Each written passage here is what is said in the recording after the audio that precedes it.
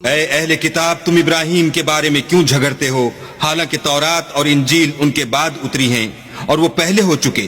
تو کیا تم عقل نہیں رکھتے؟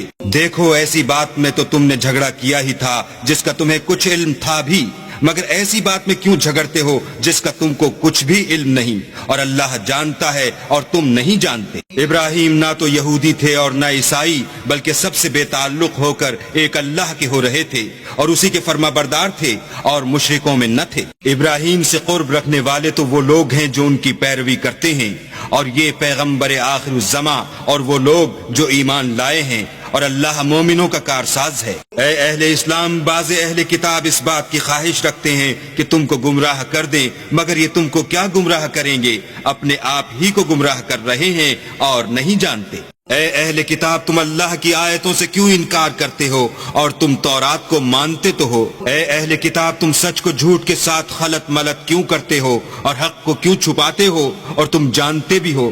اور اہل کتاب کا ایک گروہ اپنے آدمیوں سے کہتا ہے کہ جو کتاب مومنوں پر نازل ہوئی ہے اس پر دن کے شروع میں تو ایمان لے آیا کرو اور اس کے آخر میں انکار کر دیا کرو، تاکہ وہ اسلام سے برگشتہ ہو جائیں۔ اور اپنے دین کے پیروں کے سوا کسی اور کے قائل نہ ہونا۔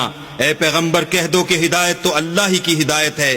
وہ یہ بھی کہتے ہیں، یہ بھی نہ ماننا کہ جو چیز تم کو ملی ہے ویسی کسی اور کو ملے گی، یا وہ تمہیں اللہ کے روبرو قائل معقول کر سکیں گے۔